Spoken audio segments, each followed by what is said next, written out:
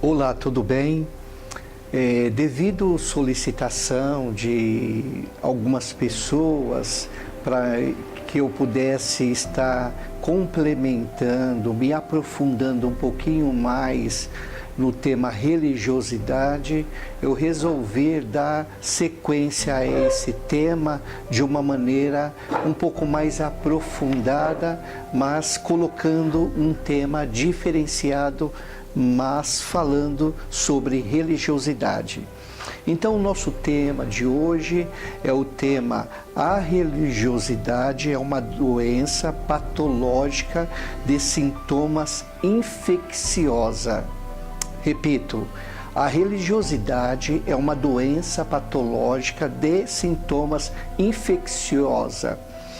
A religiosidade, ela não está classificada no CID da psiquiatria como uma patologia, mas deveria.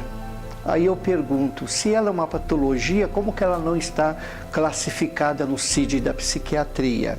Porque a religiosidade, ela não está classificada no CID da psiquiatria. Repito, é porque esse tipo de doença chamada religiosidade, ela não pode ser curada e nem expulsa como o religioso tivesse uma legião de demônios e alguém iria expulsar, os demônios desse religioso. Por quê?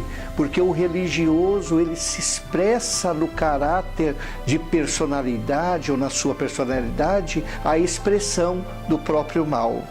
Ok?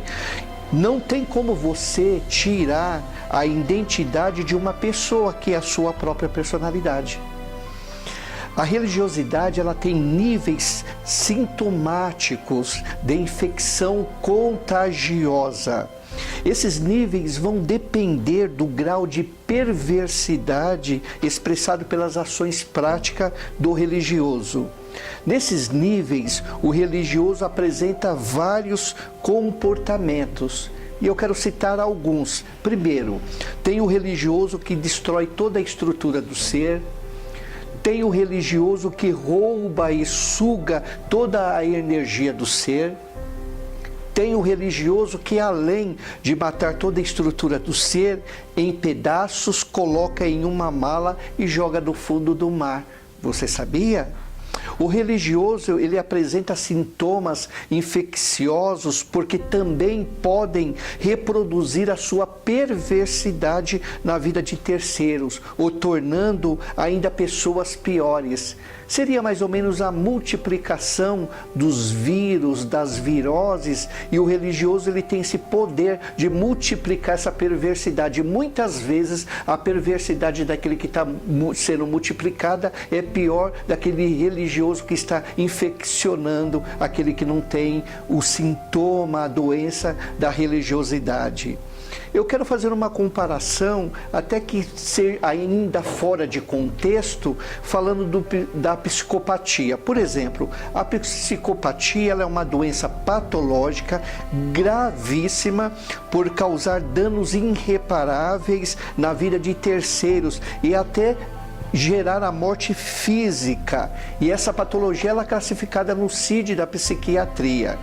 E aí eu quero comparar dizendo assim, que a psicopatia comparada à religiosidade, ela é apenas uma gripe leve. De repente você pode falar para mim, você está equivocado com esse sentimento, porque a religiosidade, ela mata milhões e milhares de pessoas. O psicopata, muitas vezes, ele pode matar até em série, mas tem um determinado momento que ele é barrado pela justiça, pelo Estado de Direito, ou de alguma maneira ele é barrado para não cometer aqueles crimes. Já no caso do religioso, ele tem livre acesso para matar, roubar e destruir a vida das pessoas. O religioso é aquela pessoa que ele espiritualiza tudo, inclusive procura ter a habilidade espiritual, assim ele pensa, para encontrar demônios e expulsar até em doentes patológicos. Eu estou falando de coisas que eu convivo no consultório clínico e também de conhecimento de pessoas que eu tenho vivenciado essa questão de querer expulsar demônios de doenças patológicas. Por exemplo, eu já presenciei no consultório e nas relações de depoimento e até instituição religiosa, relatos verdadeiros como, por exemplo, um deficiente mental, ele estava exposto e o religioso estava tentando expulsar demônios de um deficiente mental.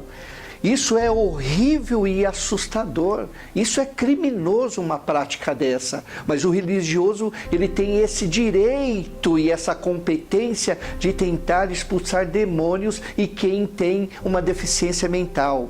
E isso não para por aí. O religioso tenta expulsar demônio do esquizofrênico, do psicótico, do patológico bipolar, da pessoa que tem depressão gravíssima, de surto psíquico.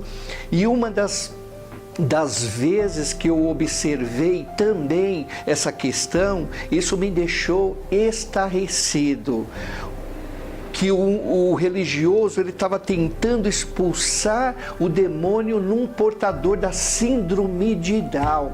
A síndrome de Down não é uma patologia, não é uma doença, é uma formação congênita dentro da fecundação, do processo de fecundação. O portador da síndrome de Down é uma criança normal, é um jovem normal, é um adulto normal, com as suas deficiências por causa da formação. O portador da síndrome de Down, ele pode até casar, constituir família, ele pode trabalhar, tudo depende, né, do nível da síndrome, que é leve, que é moderado e que é grave. E o religioso tentando expulsar demônios do portador da síndrome de Down. Isso é quase imperdoável um ato desse, expondo um ser humano dessa forma.